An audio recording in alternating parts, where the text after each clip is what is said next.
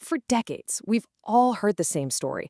Going vegetarian is your golden ticket to a longer, healthier life. It just feels like one of those universal truths, right? But is it actually true? Today, we're going to dig into the science and see if ditching meat really is the secret to living longer. So let's just get right to it. This is the big question, isn't it? We see the headlines, we hear the promises, but what does the actual evidence say? Does skipping meat really tack on extra years to your life? Let's find out. But this whole idea, it's not some new fad, not at all. It has some seriously deep roots. I mean, we're talking about ancient Greece, where guys like Pythagoras were pushing it for spiritual reasons. Then you fast forward to the 20th century, and boom, it's back as a health trend. And now, today, it's basically sold as a scientifically proven way to live longer. So yeah, this belief has been with us for a long time. Okay, so history and beliefs, that's one thing, but scientific evidence, that's a whole other ballgame. So let's get into the nitty-gritty, the hard data, and see if the most common health claims, the ones that are supposed to make you live forever, actually hold up. First up, the gut. We're always told a vegetarian diet is like a super healthy spa for your gut bacteria. But when scientists actually pulled together all the research, what they found was, well, a mess. The results are all over the place, and there's just no clear, consistent sign that a vegetarian gut is any healthier than an omnivore's gut. So that's claim number one on some pretty shaky ground.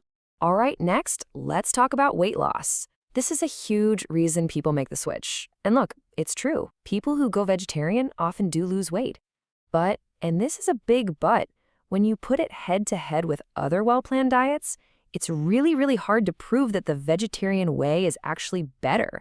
That supposed edge, it just kind of disappears.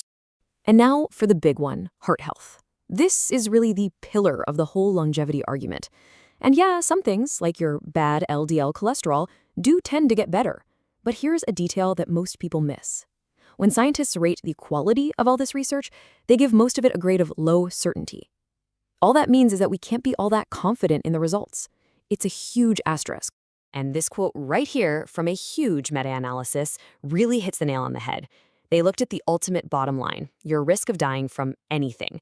And what did they find? A similar risk for both vegetarians and omnivores. And that keyword again, the evidence was of very low certainty. So even our best science can't seem to find a clear survival advantage. Okay, so the lab studies are kind of murky. But what if we look at the real world for clues? This brings us to the blue zones, these little pockets around the globe where people live ridiculously long lives. And trust me, this is where the plot really thickens.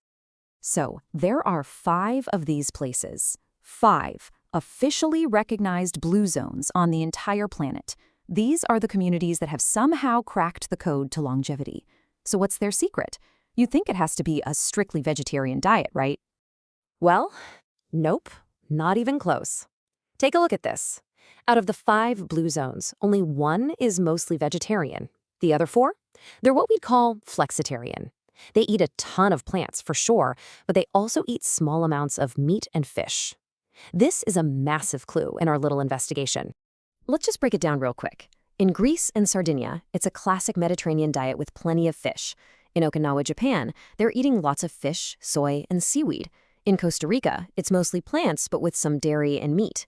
The only group that's mainly vegetarian is the community of Seventh-day Adventists in California. So the pattern isn't no meat. It's a diet built around whole, real foods. So if it's not as simple as no meat equals long life, then what in the world is actually going on here?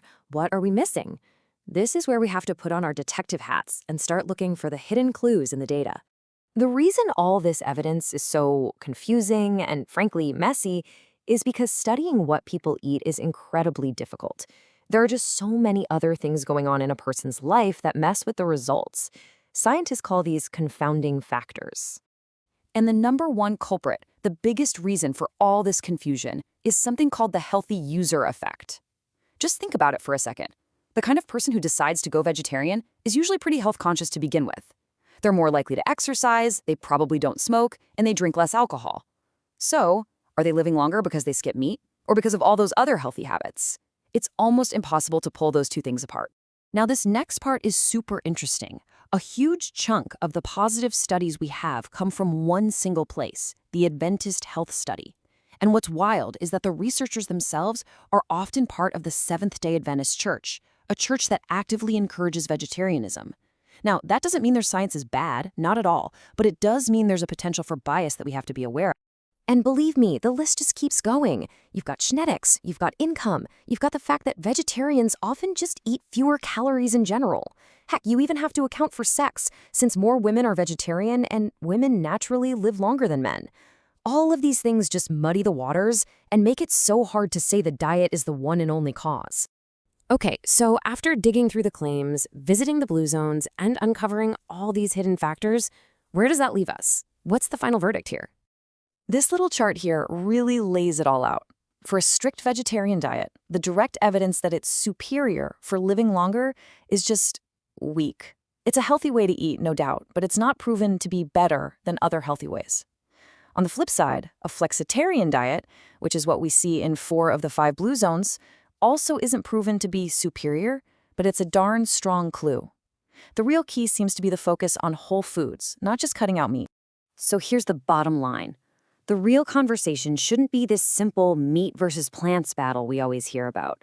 A well-planned vegetarian diet can absolutely get you to a long, healthy life. But you know what? So can a well-planned, plant-heavy diet that also includes some high-quality meat and fish. The real enemy isn't a food group, it's an overall unhealthy lifestyle.